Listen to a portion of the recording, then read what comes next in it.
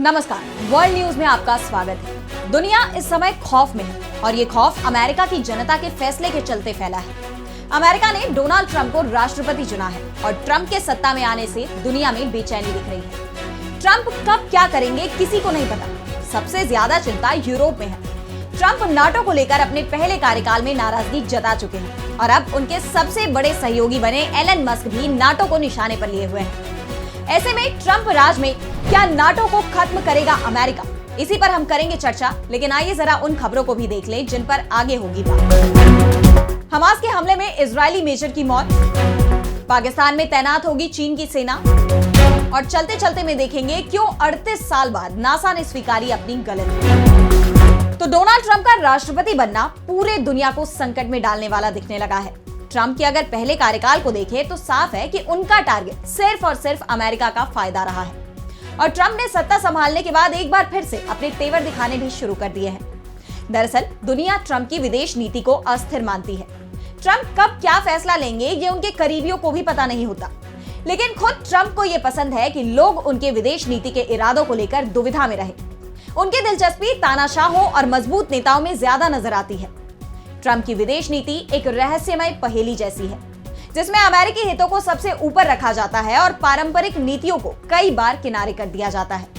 ऐसे में ट्रंप के आने से पूरी दुनिया में खौफ जरूर दिखाई दे रहा है।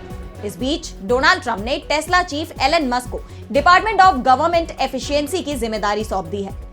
डॉज एक नया विभाग है जो सरकार को बाहर से सलाह देगा और इसके साथ ही मस्क की एक सलाह भी सामने आ गई।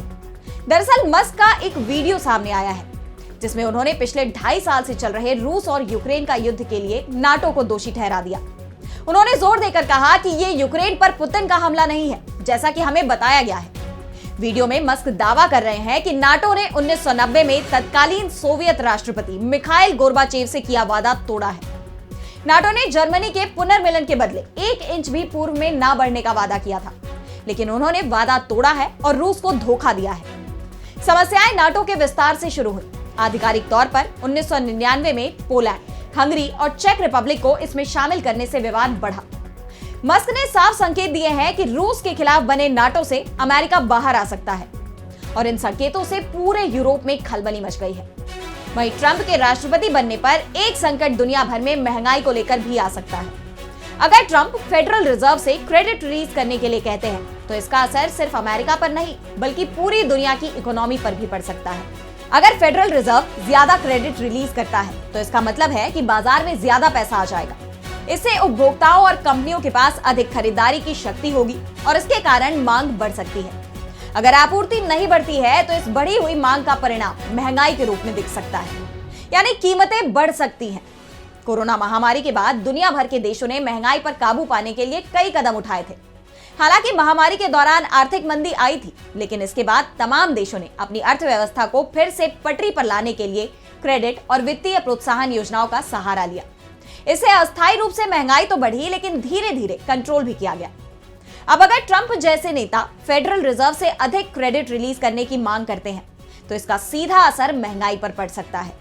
विशेष रूप से अगर अमेरिका के केंद्रीय बैंक क्रेडिट को बहुत अधिक बढ़ाते हैं और सप्लाई चेन समस्याएं बनी रहती है तो ये सिर्फ अमेरिका में ही नहीं बल्कि वैश्विक स्तर पर महंगाई को प्रभावित कर सकता है। साफ है कि ट्रंप पूरी दुनिया के लिए बड़ा खतरा पैदा कर सकते हैं। अब बढ़ते हैं अगली खबर की ओर, जिसमें हम बात करेंगे मिडिल ईस्ट की। तो गजा और लेबनान पर हमला कर इजरायल बुरी तरह से फंस गया है। ईरान से अलग टकराव के हालात बने हुए हैं। इजरायल की कार्रवाई के बाद पूरा अरब जगत उसका दुश्मन बन चुका है। इस बीच इजरायल को बड़े झटके भी लगने लगे हैं। गजा में चल रही इजरायल की सैन्य कार्रवाई में उनका एक मेजर मारा गया। इजरायली सेना ने बयान जारी करते हुए बताया कि 34 वर्षीय squad commander Itamar Levin Friedman की जान गई है। वो उत्तरी गजा के शहर जबालिया में इजरायली अभियान में शामिल थे। इसी दौरान एक एंटी टैंक मिसाइल से हुए अटैक में उनकी मौत हो गई। 1 साल से इजरायल ने गजा पर बड़ा सैन्य अभियान चलाए रखा है, जिसमें उसे जबरदस्त नुकसान भी हो रहा है। इजरायली आंकड़ों के मुताबिक 7 अक्टूबर 2023 को गजा युद्ध शुरू होने के बाद से मारे गए उसके कुल सैनिकों की संख्या 783 हो गई है। इस बीच इजरायल ने मध्य गजा पट्टी के एक शरणार्थी शिविर में भारी बमबारी की, जिसमें कम से कम 25 लोगों की जान चली गई।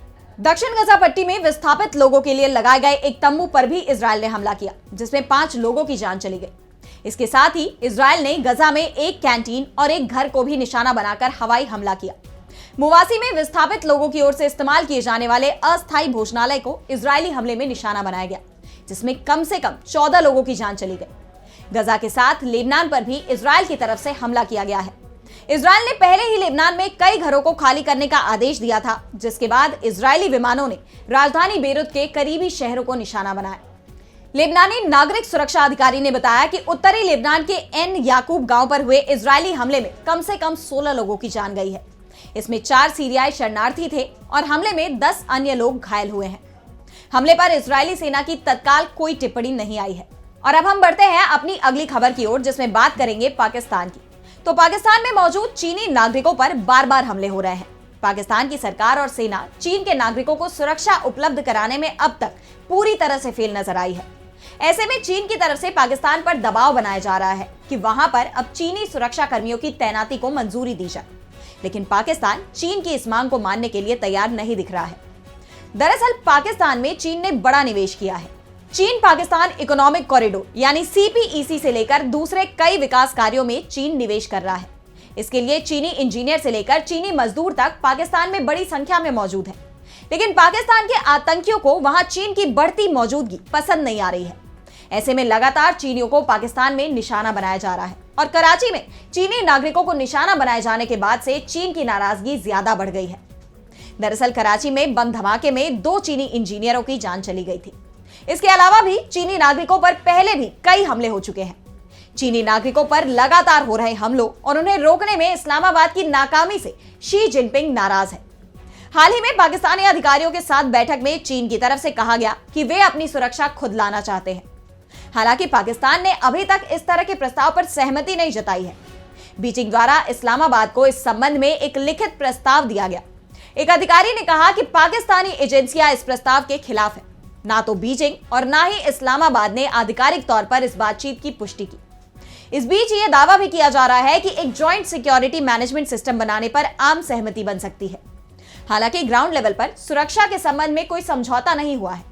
पाकिस्तान पर चीन का काफी कर्ज है। ऊपर से देश में हो रहे विकास कार्यों को देखते हुए शहबाज शरीफ सरकार ज्यादा वक्त तक चीन के प्रस्ताव को होल्ड करने की स्थिति में नहीं है।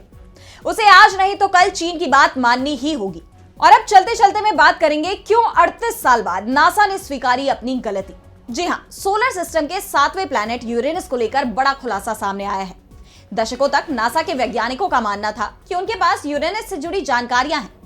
1986 में नासा का वॉयेजर 2 यूरेनस के पास से गुजरते हुए उसके बारे में बहुत सारी जानकारी इकट्ठा कर रहा था। उसने जो तस्वीरें खींची, जो डेटा भेजा, वो यूरेनस के बारे में हमारी समझ का आधार बना। लेकिन अब ये सारी जानकारी गलत साबित हो गई है। नेचर एस्ट्रोनॉमी में छपे नए रिसर्च पेपर के मुताबिक जब वॉयेजर 2 यूरेनस के पास से गुजरा, उस समय सौर हवाओं के चलते ग्रह का मैग्नेटिक फील्ड यानी चुंबकीय क्षेत्र असामान्य रूप से दबा हुआ था। एक तरह से इन सौर हवाओं ने पूरे ग्रह के वातावरण को कुछ वक्त के लिए असामान्य रूप से बदल दिया था, जिसके कारण वॉयेजर 2 से मिले डेटा के मुताबिक यूरेनस का मैग्नेटोस्फीयर अनोखा पाया गया।